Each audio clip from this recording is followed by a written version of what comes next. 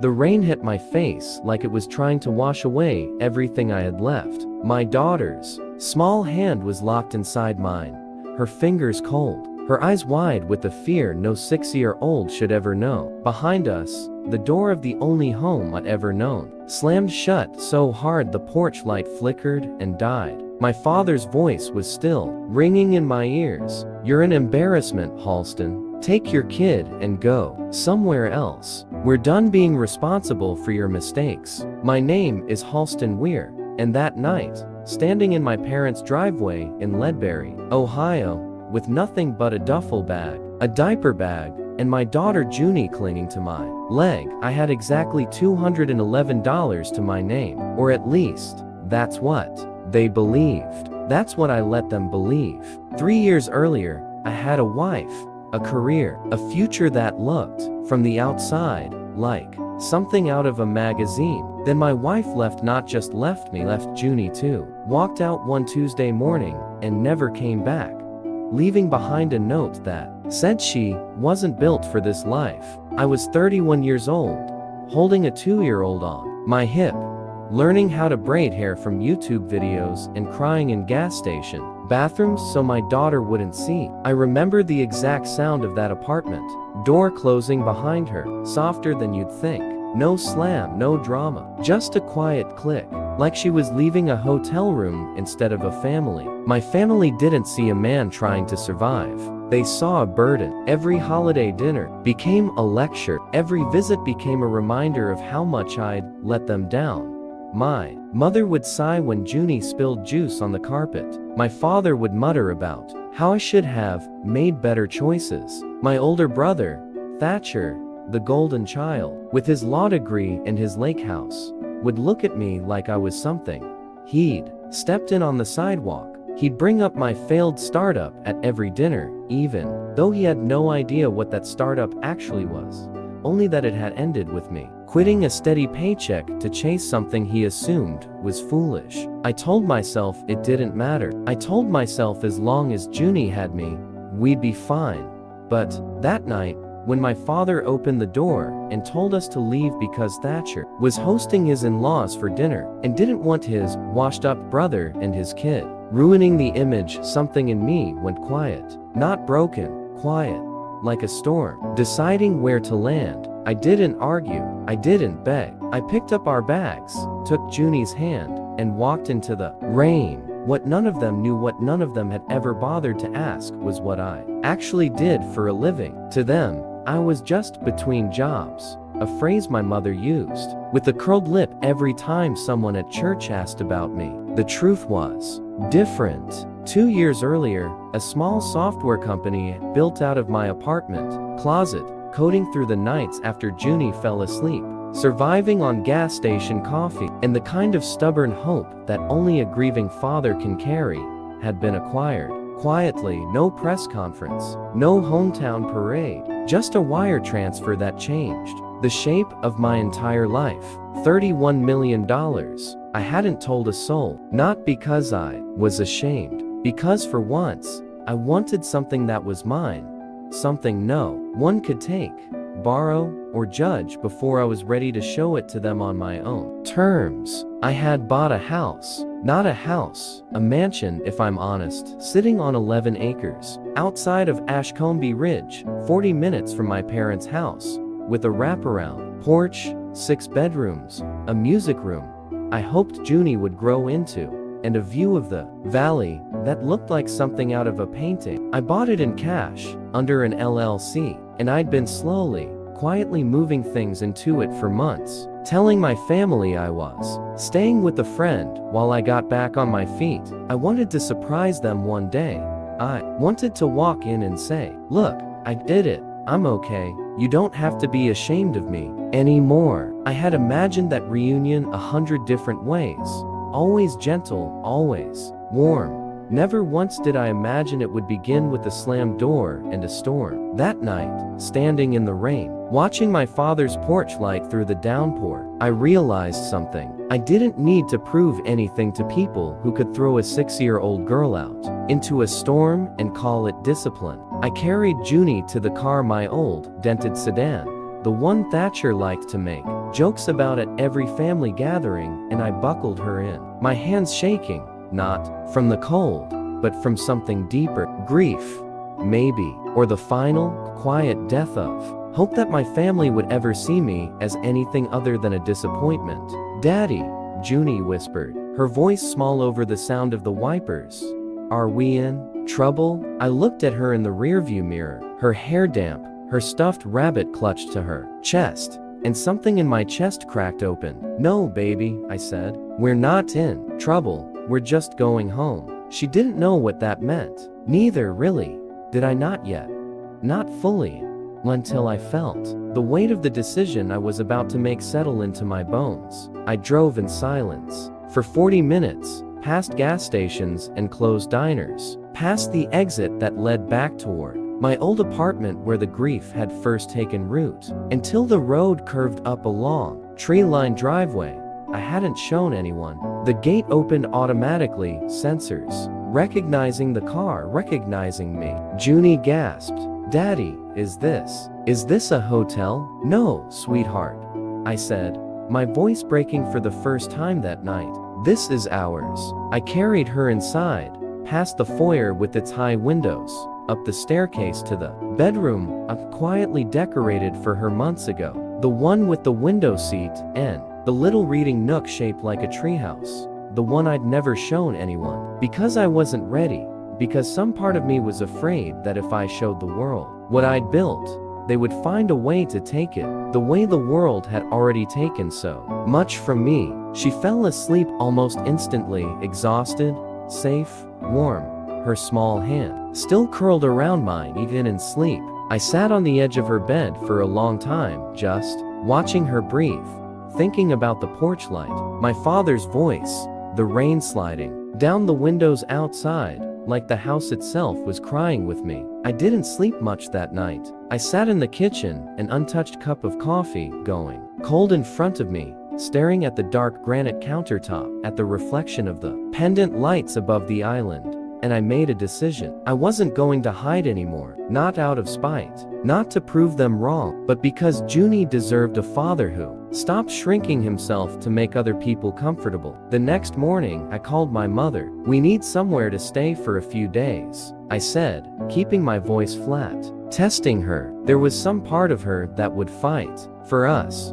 "Can Junie and I come back?" There was a pause, then a sigh so familiar it made my jaw tighten. "Halston, we talked about this. You need to figure your life out. You can't keep leaning on us." "Understood," I said. "I'll figure it out." I hung up before she could hear the smile in my voice, because for the first time in 3 years, I actually had figured it out. I just hadn't told anyone yet. 2 weeks passed. Junie started at a small private school near Ashcombe Ridge, the kind with a pond out back and a music room with real instruments. The kind of school I used to drive past as a teenager and wonder what it felt like to belong somewhere like that. She came home every day glowing, telling me about her new friend, a boy named Roscoe, who liked frogs as much as she did, about her teacher, Miss Averill, who let her water the classroom plants every Friday. I hired a warm, steady woman named Odalise to help with school pickups on the days I had calls with my new company's board. Because, yes, there was a new company out, something I'd started building quietly in the months after the sale, something that mattered to me in a way money never had, something focused on helping single parents access affordable childcare. Born out of every long, lonely night I'd spent Googling how to afford daycare on one income at 2 in the morning. But I hadn't forgotten my family. I hadn't forgotten the porch light, or the rain, or the sound of the door slamming. I wasn't interested in revenge. I never wanted revenge. I wanted, more than anything, for them to understand who I actually was, who I had become, who Junie was growing up to be, under a roof that finally felt permanent. So I planned something, not a confrontation, an invitation. I sent my mother a text. "Family dinner, my place, Sunday at 6. I gave her the address. I didn't explain anything else. She called immediately. "Your place? Halston, are you staying with someone? Is this Appropriate for Junie to be around? You know how you get when you're impulsive. It's fine, Mom, I said, swallowing the old sting of her words. The assumption baked so deep into her voice, she didn't even hear it herself. Just come. I could hear the confusion in her voice, the suspicion. My family had a way of assuming the worst about me, and I understood, in some strange way, why. I'd let them, for years, I'd let them believe I was still that broke, aimless, grieving young father because it was easier than fighting their assumptions, easier than defending a life they'd already decided wasn't worth defending. That Sunday, I stopped letting them believe it. They arrived at 6 o'clock sharp. My mother, Delphine, my father, Garrick, and Thatcher with his wife, Marguerite, trailing behind, her heels clicking uncertainly against the cobblestone as she stepped out of the car. I watched from the window as their sedan came up the long driveway, watched their faces shift from confusion to disbelief as the house came into view through the trees, its windows glowing gold in the evening light, the small fountain out front, catching the last of the sun in a way that looked almost staged, though it wasn't. It was just my life. Now, my mother stepped out of the car first, staring up at the house like she didn't trust her own eyes. Halston, she said slowly, one hand pressed against her chest. Whose house is this? I opened the front door, Junie standing beside me in a little yellow dress, her hand in mine, her chin lifted with a pride that made something in my chest swell. It's ours, I said simply. Come in. The silence that followed was the loudest thing I'd ever heard. They walked through the foyer like they were trespassing in someone else's life. My father ran his hand along the banister, his jaw tight, his eyes darting from room to room, cataloging, calculating, the way he used to size up other people's success at church potlucks. Thatcher, for the first time in his life, had nothing to say. Marguerite whispered something to him I couldn't hear, but I saw the way her eyes widened at the chandelier in the dining room, the one Junie called the ice castle light, because of the way it scattered rainbows across the walls at sunset. We sat down for dinner. I'd made it myself. Nothing fancy, just the roast chicken my grandmother used to make. The one my mother taught me before she started treating me like a disappointment instead of a son. Back when I was small enough to stand on a kitchen stool beside her, and she still looked at me like I was capable of good things. For a long time, nobody spoke. The only sound was silverware against china and the low hum of the wind outside. Then my mother finally broke the silence. How is this possible? She asked, her voice tight, almost accusing, as if success itself was an insult to her, as if my life, having turned out well, somehow diminished her own. 3 weeks ago you were homeless. You had nothing. I never had nothing, I said quietly, setting down my fork, meeting her eyes across the long table. I had Junie. I had a plan. I had 2 years of work you never asked about, because you were too busy being embarrassed by me to wonder what I was actually doing with my nights, my weekends, every spare hour I had left. After putting my daughter to bed, my father set down his fork, the clink of metal against porcelain sharp in the quiet room. Don't take that tone with your mother. I'm not taking a tone, I said, and I meant it. My voice was calm, steady, the calmest I'd felt in years. Calmer than I'd felt standing in that rain 3 weeks earlier. I'm telling the truth.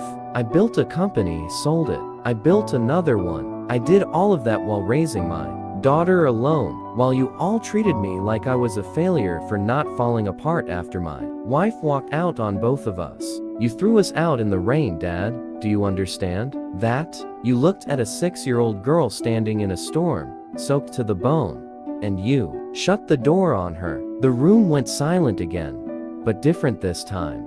Heavier, honest. The kind of silence that comes right before something breaks open for good. My mother's eyes filled with tears, the first real tears I'd seen from her in years. Not the performative kind she reserved for church, but something raw. We didn't know, she whispered. You didn't ask, I said. Not cruelly, just plainly, the way you'd state a fact you'd made peace with a long time ago. You never asked. You assumed. And I let you because, for a long time, I didn't think I deserved better. I thought maybe I was the failure you all decided I was, but I do deserve better. And so does she. I looked down at Junie, who was watching all of us with the quiet seriousness only children who've seen too much can carry, her small hands folded in her lap, her eyes moving from face to face like she was trying to memorize this moment, trying to understand what it meant that the grown-ups around her table were crying. Thatcher finally spoke, his voice smaller than I'd ever heard it, stripped of all its usual polish. I used to make fun of you at dinners, behind your back. I thought you were, I don't know, stuck. Lazy, maybe. I told my friends my brother couldn't hold down a real job. I'm sorry, pal. I didn't know what you were carrying. I didn't want to know, if I'm being honest, because it was easier to feel superior than to actually look at what you were going through. None of you did, I said, because none of you looked. Not really. You looked at the surface, the old car, the small apartment, the missed holidays, and you decided that was the whole story. My father sat there for a long moment, his hands folded on the table, his eyes fixed on some invisible point between the roast chicken and the candlelight. Then, quietly, in a voice I hadn't heard since I was a boy, soft, unsure, almost afraid, a voice that belonged to a man I barely remembered, he said, "Can you forgive us?" I looked at Junie, at her small hopeful face, waiting to see what I would say, waiting to learn from me what grace looked like, because that's the terrifying and beautiful truth about being a parent. They are always watching, always learning what love means by what we choose to do with our own wounds. And I thought about the rain, the porch light, the $211, the nights I cried in gas station bathrooms so a toddler wouldn't see her father falling apart. I thought about how easy it would have been to let bitterness win, to turn this dinner into a courtroom instead of a beginning. I don't know yet, I said honestly, but I'm willing to try. Not for me, for her. Because I want her to grow up knowing family isn't about blood. It's about who shows up again and again, even after they've failed you. And I'm hoping, starting tonight, you'll actually show up. My mother reached across the table and took my hand, her grip trembling, tears finally falling freely down her cheeks, cheeks that had held so much pride and so little softness for so many years. "We will," she said. "I promise you, we will, whatever it takes." Junie, sensing the shift in the room, the way the air had softened like the last note of a song settling into silence, climbed down from her chair and walked over to my father, tugging at his sleeve with the fearless honesty only children possess. "Grandpa," she said, "do you want to see my room? It has a reading nook. It looks like a treehouse." My father's face crumpled, decades of pride breaking all at once, right there at the table, in front of all of us. And he nodded, letting her lead him by the hand up the staircase, past the windows, glowing gold in the dark, into the home neither of them ever expected me to have, into a relationship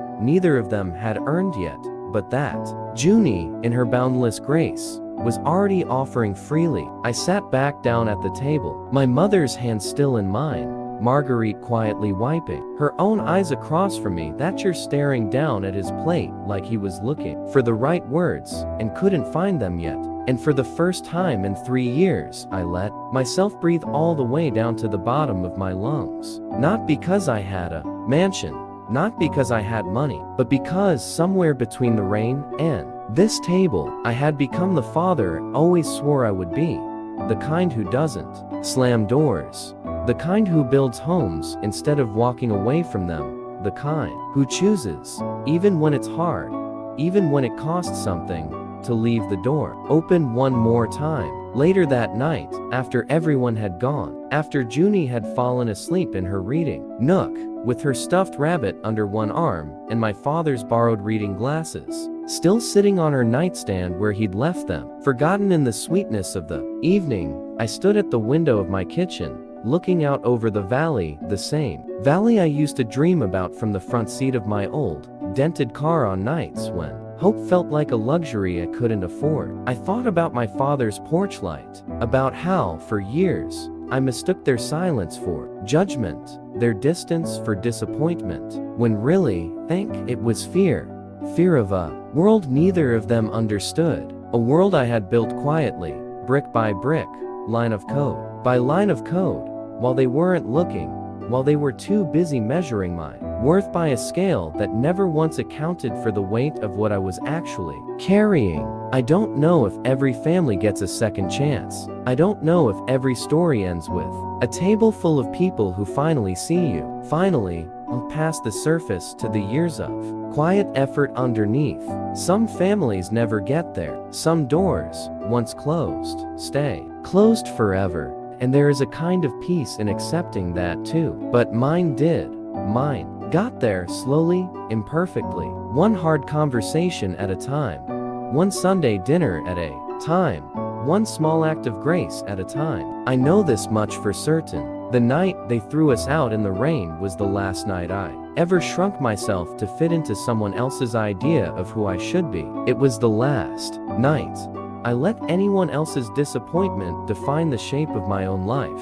And the next morning, when I carried my daughter up the steps of a home built from nothing but stubbornness, love, and quiet, relentless work no one saw and no one thanked me for, I understood something I will carry with me for the rest of my life. Family isn't just the people who raised you, it's the people who choose, every single day, moving forward, to stay, to show up in the rain, to open the door instead of closing it, to ask the question instead of assuming the answer. Months turned into a year. My parents came every Sunday without fail. My mother, learning slowly how to ask questions instead of drawing conclusions. My father, learning how to say, "I'm proud of you," out loud. Words that had lived silently in his chest for decades before finally finding their way to the surface. Awkward and rusty, but real. Thatcher started showing up too, in his own stubborn, imperfect way, teaching Junie how to fish off the dock behind the house, apologizing in small gestures, more than big speeches, which somehow meant more. That morning, Junie and I didn't just move into a mansion. We moved into a new beginning, one built not on the 11 acres surrounding us, not on the $30 million sitting quietly in accounts I rarely thought about anymore, but on the simple, hard-won truth that love, real love, is something you build brick by brick, choice by choice, long after the people who are supposed to give it to you freely finally learn how. Sometimes the people who doubt you the most are the ones who need to see you rise the most. If you love this, smash that like button, drop a comment below, and don't forget to subscribe for more stories like this.